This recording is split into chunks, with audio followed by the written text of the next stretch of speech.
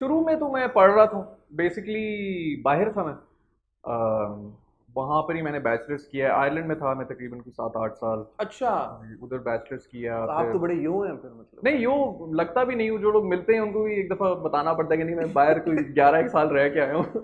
11 साल आयरलैंड में रहे नहीं, आप? तकरीबन 7-8 साल उधर था, फिर 2 साल इंग्लैंड में था। अच्छा। तो वहाँ पर भी जॉब की थी, तो वो मास्टर्स करने के बाद आया था इधर पाकिस्तान में। और वहाँ पर जब मैं जॉब कर रहा था तो वो काफ़ी मतलब वेल पेड थी। वैसे भी आप पाउंड्स को और जब इनको ऑब्वियसली कर लेते हैं मतलब तो वो हाँ। हो जाता है। तो यहाँ पर आया तो उसके तकरीबन कोई मेरे ख्याल में 5% सैलरी मुझे ऑफर हुई। तो लोगों ने मुझे यहाँ पे, दोस्तों ने ये कहा कि यार ये वापस भाग जाएगा 1 महीने के अंदर, कितना यहाँ पे रहेगा। तो मैं बस रह गया। मैंने कहा यार कोई मसला नहीं है, इधर ही रहते हैं। तो if you don't mind me asking, ये डिसीजन वहां से इधर पाकिस्तान आने का, वो उसकी कोई वजह खास? पर्सनल रीजंस ही थे बेसिकली। फैमिली में मैं चूंकि सबसे बड़ा बेटा हूँ, तो मैंने सोचा कि पेरेंट्स जो हैं वो यहाँ पर अकेले हैं तो आ जाना चाहिए, क्योंकि भाई भी बाहर ही था और बहन जो है वो भी मैरिड है। तो इसलिए वापस आ गया यहाँ पर। तो उस वक्त तो कुछ लॉजिकल रीजन नहीं था ऐसा। लोगों को बताता था, वो कहते थे यार उनको बुला लो इधर, ये वो। लेकिन अच्छा, इतना कोई मैं एक्सप्रेसिव हूँ भी नहीं कि घर में भी कोई ऐसा हो कि हर वक्त अम्मी जान और अब्बू जान करो, ऐसे भी कोई बात नहीं है। लेकिन बस वो फील हो गया था कि मेरा ख्याल में ये चीज़ें थोड़ी ज़्यादा इंपॉर्टेंट हैं। वहाँ पर बहुत ज़्यादा। फिर मेरी जो एक लिमिटेशन है, मैं ज़्यादा फ़ोन के ऊपर भी ज़्यादा एक्सप्रेसिव नहीं होता। मुझे अच्छी भी नहीं लगता फ़ोन पर बात करना, तो वो एक कांटेक्ट भी थोड़ा कम ही था। और फिर वहाँ से इन 10-11 साल में मेरा ख्याल में सिर्फ 2 दफ़ा पाकिस्तान आया हूँ। तो इसलिए भी थोड़ा मुझे लग रहा था कि मेरे से तो ये हो नहीं सकता। कुछ लोग होते हैं 6 महीने के बाद ट्रैवल कर लेते हैं, तो बेहतर ये है कि यहीं पे मूव कर लें। तो ये कौन सा साल था जब आप आए वापस? ये आई थिंक 2011-12 की बात इलेवन है ट्वेल्व जी। And this is also when you started CBA? जी हाँ, वो साथ साथ ही चल रहा था। फिर उसके उसी दौरान में जो है वो नौकरी भी कर ही रहा था मैं। तो वो चूंकि कॉमिक्स से तो मैनेज कर लेता था मैं, मतलब कभी कभी इवनिंग्स में कुछ कर लिया, इस किस्म की चीज़ आ गई। तो अरसलान, आपने शुरू में ही बड़ी जल्दी, आई थिंक बाय 2014 आपके फेसबुक के ऊपर मिलियन आपने हिट कर लिया था। जी। तो वो जब आपने ये करना शुरू किया शुरू में और जो फीडबैक आना शुरू हुआ, व्हाट वाज योर असेसमेंट कि यार ये क्यों इतना क्लिक कर रहा है मेरा कंटेंट लोगों के साथ? सर ऑनेस्टली कुछ ऐसा पता तो नहीं चला कि क्यों क्लिक कर रहा है। एक थोड़ी सी चीज़ थी, वो ये थी कि यहाँ की जो यूथ थी वो बहुत ज़्यादा इंस्पायर्ड थी गोरों से। उनका मैं वर्ड भूल गया हूँ अभी। तो मीम्स उनको कहते थे, लेकिन उससे पहले भी कुछ एक था, वो ट्रोल्स थे, कुछ स्पेसिफिक कैरेक्टर्स थे, वही ह्यूमर चल रहा था। मेरा ख्याल में ये पाकिस्तान का जितना ज़बरदस्त उनका ह्यूमर है और जितने फनी सेंस ऑफ ह्यूमर मुझे यहाँ पे लोगों का लगता है, वो उस तरह आ नहीं रहा था सोशल मीडिया के ऊपर। तो वो एक वो थोड़ी यूनिकनेस थी। लोगों को नज़र आया कि यार ये हमारा ह्यूमर ही है, लेकिन एक कॉमिक आर्ट में आ रहा है। कॉमिक्स भी इधर उस तरह कोई सीन नहीं था पाकिस्तान के अंदर। तो वो शायद वो यूनिकनेस ही थी। लेकिन जो सबसे बड़ी बात यही है कि कुछ हट के हो रहा था, मतलब कोई और कर नहीं रहा था वो। तो इसलिए क्लिक कर गया।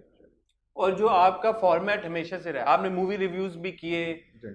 ज्यादातर आपने पॉप कल्चर के ऊपर अपनी जी। कमेंट्री की। जी। Was that also a conscious decision? Is that a part of your personality? आपका सोचने का तरीका ऐसे है, इसलिए वो आपके, मैं तो कंटेंट नहीं कहूंगा, मैं आपके आर्ट के थ्रू वो कन्वे होता गया, या उसकी क्या वो उसके पीछे कुछ सोच थी? नहीं, ऐसे तो सोच तो कोई भी नहीं थी। बस बेसिकली फिल्में देखा करता था, तो अक्सर औकात ऐसी चीजें देख रहा होता था जो बाकी लोग नहीं देख रहे होते थे। तो वहां पर मुझे ऐसे लगा कि वापस आते थे दोस्तों के साथ भी मूवी देख के, तो मैं फिर ऐसी ऐसी बातें कर रहा होता था कि वो देखा था, ये देखा था। वो कहते यार हमने तो ये चीजें नोट नहीं की। तो मैंने कहा अगर नोट कर रहा हूँ तो शायद मैं किसी और तरीके से देखता हूँ फिल्में। फिर उसके अंदर सबसे बड़ी जो चीज़ थी वो ये थी कि बहुत सी ऐसी फिल्में थी जो मुझे पसंद भी आती थी, लेकिन उसके अंदर भी मैं कॉमेडी ढूंढ रहा होता था। क्योंकि मुझे बाज़ औक़ात ऐसे लगता था कि हम लोग जो एंटरटेनमेंट इंडस्ट्री की जितनी भी चीज़ होती है ना, उसको बहुत ज़्यादा अपने ऊपर सवार कर लेते हैं। तो मैं कहीं ना कहीं लोगों को थोड़ा सा उसके अंदर से वो स्नैप आउट करने के लिए ना बताता था कि यार दिस इज़ ऑल एंटरटेनमेंट, इसको इतना दिल पे नहीं लेना। तो वो करने के लिए मैं थोड़ा सा ह्यूमर डाल लेता था। लेट्स से अगर कोई बहुत इमोशनल सीन है तो उसके अंदर भी मैं हल्का फुल्का सा कोई जोक कर लेता था। जो सिनेमा में दोस्त बैठे होते थे वो हंस रहे होते थे, कोई एक कॉमेंट आ जाता था। तो उसी तरीके से किया था। फिर एक चीज़ ये हो गई थी कि काफ़ी ऐसा कंटेंट भी मिल गया था जिसके ऊपर बात करने का भी मज़ा आ रहा था, जो कि इतना कोई ख़ास नहीं था कंटेंट। तो वो उस वजह से भी शायद ऐसा महसूस हुआ, क्योंकि बहुत से लोग वो कहना चाह रहे थे। ऐसे कोई प्लेटफॉर्म था नहीं जो कि बात कर सके, स्पेशली टीवी सीरीज से रिलेटेड। तो वो जब बात की, वो लोगों को थोड़ा पसंद आया। उन्होंने कहा कि यार हम भी यही कहना चाह रहे थे, लेकिन कोई हमें प्लेटफॉर्म नहीं मिला जिससे बात करें। हमारा और आपका वेन डायग्राम में वो ओवरलैप है जी हाँ। काफी एक बड़े हिस्से के ऊपर के, जी हाँ। जिस तरह हम ड्रामों या फिल्मों के ऊपर अब रिव्यू कर रहे हैं, कमेंट कर रहे हैं, आप तो काफी अरसे से कर रहे हैं। तो एक कॉमनैलिटी एक निकलती है। बड़ा शुगल का काम है वैसे ही, और जी इसकी हाँ, एक बड़ी स्ट्रॉन्ग ऑडियंस है। जी हाँ। अच्छा, इसके अंदर एक ये हो गया था, आप तो माशाल्लाह रिव्यू कर रहे हैं, मेरा इनिशियली रिव्यू का कोई वो नहीं था, कॉन्सेप्ट आपका ही नहीं था। स्पूफ का ज्यादा था। स्पूफ का बेसिकली बनाते मैं पहले भी स्पूफ ही था, लेकिन उसको मैं कह देता था सीबीए रिव्यू। अब वो कॉमिक्स वाला और वो रिव्यू के हिसाब से मैं कहता था, लेकिन लोगों को इतनी खास कुछ समझ नहीं आई, वो थोड़ा सीरियस लेना शुरू हो गया कि भाई ये अगर इसने बात कर ली इस तरह, तो ये तो कोई इवैल्यूएशन होगी इस चीज़ की कि अच्छी है या बुरी है। तो इसलिए फिर मैं अब उनको स्पूफ कहना शुरू हो गया हूँ। मतलब मुझे अब यही होता है कि इतनी मेहनत से काम होता है, तो मैं इस तरह बैठ के बिल्कुल ही काट दूँ बीच में से, क्योंकि मैंने तो इन एनी केस ह्यूमर ही ढूंढना है बीच में से। बहुत ही ऐसी चीज़ें जो मुझे अच्छी लगती हैं, स्पेशली अगर आप मेरे ड्रामास का देखें, तो मैंने मेरा ख्याल में लाइफ में कोई 3-4 ड्रामास ही देखे हैं, वो यही है जिनके मैंने स्पूफ मेरे बना पास दिए थे। तुमों का जी। बड़ा डिटेल्ड हाँ जी। आपका था। वो असल में हुआ यही था, मैंने लोगों से पूछा कि यार कौन से ड्रामाज हैं जो कि बड़े।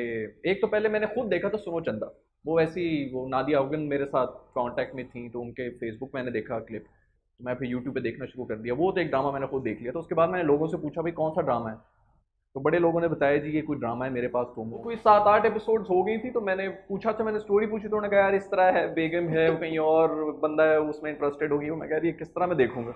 यार मैंने देखना शुरू कर दिया, मैंने कहा यार ये भी एक लोगों में इतना इंटरेस्ट है तो इसके बारे में पता तो होना चाहिए मुझे। तो पहली 1-2 एपिसोड देखी तो मेरा भी इंटरेस्ट डेवलप हो गया। तो मैं एक्चुअली जो है, मतलब मुझे यही था कि अगर तो मेरे से ना देखा गया तो मैं नहीं देख सकता कि 30-30 एपिसोड्स कौन देखे फिर उस पर बात भी करे। तो मुझे एक्चुअली वो अच्छा लगा। तो वो 10-12 एपिसोड जब मैंने देखी उसके बाद ही मैंने कहा कि यार ये ड्रामा वाकई अच्छा है, मजे का है, इसकी मैं एक कॉमेडी वाला एलिमेंट डाल के ना इसकी एक और स्टोरी नरेट कर दूंगा। तो वही मैंने किया उसके ऊपर भी, उसी को भी इसलिए फिर स्पूफ कहता हूँ, रिव्यू नहीं कहता। हालांकि अगर आप देखें, मेरे पास तुमो मुझे बहुत पसंद था, मतलब मैं actually fan as a fan देखता रहा हूँ। फिर जो वो था अहद वफा भी मैंने इसी तरह देखा था, उसका एक ही पार्ट बनाया था मैंने, दूसरा फिर बिजी हो गया था। और तीसरा मैंने बनाया था ये दिल मेरा, जो ये दिल सज्जल मेरा, का था। वो भी, ये तीनों ऐसे ड्रामाज हैं जो मुझे बहुत अच्छे लगे थे, और मैं बड़ा खुश भी होता क्योंकि मैं नया था ड्रामा इंडस्ट्री देखने में एज ए व्यूअर, और ये एक साथ ही मेरे ख्याल में आगे पीछे आ रहे थे। तो मैं अपनी फैमिली से ये पूछा था कि यार ये हर दफ़ा इसी तरह माहौल होता है, इतने अच्छे अच्छे ड्रामाज आगे पीछे आ रहे होते, तो उन्होंने कहा नहीं हर दफ़ा तो नहीं होता। तो तुक्का एक ऐसा हाँ, चल रहा था वो उस एक टाइम ऐसा पे। स्पेल था कि मैं तो फैन हो गया इंडस्ट्री का। बट मैं ये एक्नॉलेज करना चाहूंगा बात कि आपने कॉन्शियसली उसको रिव्यू से स्पूफ में कर दिया है, बिकॉज ये बड़ा एक I think goes on to show कि आप कितना माइंडफुल हैं about the content that you creating, कि वो गलत तरीके से पिच ना हो जाए या गलत तरीके से लोग उसको परसीव ना करना शुरू कर दें। ये डिस्क्लेमर दे देना कि यार ये रिव्यू नहीं स्पूफ है, आई थिंक ये बड़ी बात है। सब बेसिकली जो सबसे बड़ी बात जो थी वो ये थी कि 2015-16 में ही, उससे पहले तक मैं भी इतना वो नहीं सोचता था इस बारे में, एक इंडिया की तरफ से एक हमें एक तोहफा मिला था रोस्टिंग का। अब वो रोस्टिंग बाहर वेस्ट में होती रहती थी, लेकिन उसके अंदर यही होता है कि एक बंदे को बिठा के बीच में उसकी इजाज़त के साथ उसकी रोस्टिंग की जाती है, मतलब उसकी इंसल्ट किया जाता है, और वो भी इंजॉय कर रहे होते हैं, बाकी लोग भी इंजॉय करते हैं। ऐसा हमारे यहाँ पे भी अक्सर स्टेज शोज वगैरह में इस तरह होता है। लेकिन वही जो कॉन्सेप्ट है ना, वो फिर इंडिया में एक बहुत जबरदस्त कंटेंट क्रिएटर्स थे उस जमाने में, एआईबी के नाम से थे, उन्होंने किया था, वो बहुत वायरल हो गया था। तो वो एक कॉन्सेप्ट, फिर उन पे पाबंदियां भी बड़ी लगी, वो इतना वो जबरदस्ती हमने उसको अपनाया उस चीज को, कि मुझे ये लगना शुरू हो गया कि मुझे भी ना लोग वो उसी तरह करना शुरू हो गया कि अच्छा ये भी रोस्टिंग कर रहा है, रोस्टिंग कर रहा है। तो मैंने जो बेसिकली मैं बताना ही चाहता था लोगों को कि यार मजाक करने में और मजाक उड़ाने में फ़र्क होता है। आप किसी का मजाक उड़ाएं तो ज़्यादा ईजी हो जाता है आपको, लेकिन अगर आप मजाक इस तरह का कर रहे हो ना कि जो बंदा है जिसके बारे में बात की वो भी उसको एंजॉय कर रहा है, तो वो उसमें बहुत फ़र्क है। जिस तरह के अंदर मकसूद साहब और मोइन अख्तर साहब करते रहे हैं हमारे टाइम में, हम भी उनको देख के बड़े हुए हैं। तो वो एक कॉमेडी जो है ना, वो बहुत ज़्यादा मुझे लग रहा था कि इधर हो नहीं रही है। तो इसलिए भी फिर दूसरी बात ये कि रोस्टिंग में वो एक लैंग्वेज का बहुत बड़ा एक इस तरह होता है कि वो बुरी लैंग्वेज यूज़ की जाती है, जो अनफॉर्चुनेटली जो यूथ होते हैं, मैं भी उस एज से गुजरा हूँ, उसके अंदर वो आपको थोड़ी सी करती है, फैंटेसाइज करती है कि आप कूल हो जाएंगे गालियाँ दे के, इस किस्म की चीज़ करके। तो वो भी बताना था लोगों को कि यार इसके बगैर भी कॉमेडी हो सकती है। अभी मैं जब स्क्रिप्ट लिख रहा होता हूँ, अक्सर औकात बीच में अगर कोई लड़के जिस तरह बात करते हैं, बीच में कोई ना कोई गाली गलौज जिस तरह हो जाती है, तो मैं लिखता हूँ तो वो बहुत फनी लग रहा होता है, और फिर मुझे पता है कि मैं किस तरह उसको जो है ना डम डाउन करता हूँ कि नहीं यार इसको तमीज़ से बात करना है, तमीज़ से बात करना है। तो वो अगर मैं आपको वैसे बताऊँ तो 4 टाइम्स मोर फनी हो सकता है कंटेंट, जिसको मैं सिर्फ डिसेंट करने के चक्कर में वो कर लेता हूँ।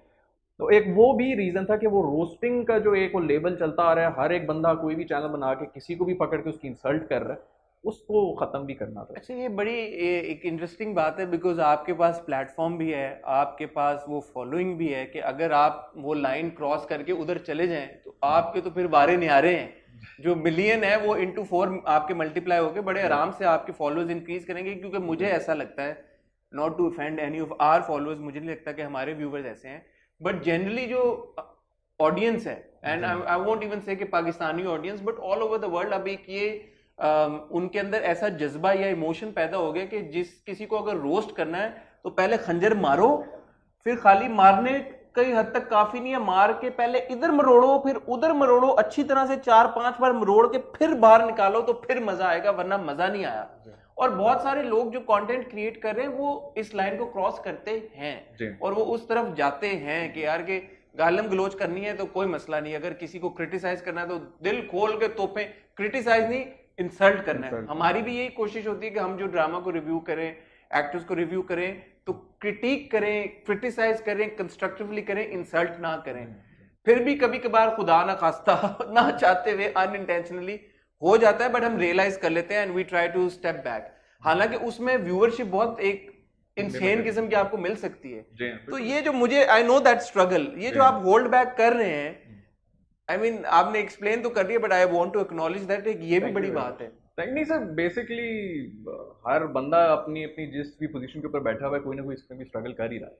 क्योंकि आप देखें जो बिजनेसमैन बैठा हुआ है उसको भी पता है कि अगर मैं एक्सपायर्ड चीज़ों को बेच दूंगा तो इसमें ज़्यादा प्रॉफिट मार्जिन है, अगर मैं कोई और 2 नंबरी कर लूँगा, कोई मिलावट कर लूँगा तो उसमें ज़्यादा प्रॉफिट मार्जिन है। बट उसके अंदर भी लोग जो है फिर यही कोशिश करते हैं कि यार इस किस्म का कोई काम ना हो। तो हमारा भी एज अ कंटेंट क्रिएटर हमारे ऊपर भी कुछ इस किस्म की रिस्पॉन्सिबिलिटी आती है। हमें पता है कि हम कौन सी लाइन क्रॉस करेंगे, कितना मसाला डालने की कोशिश करेंगे तो उससे बहुत ज़्यादा व्यूज़ आएंगे। तो मेरा ख्याल में यही आजमाइश है, हर किसी की हो रही है।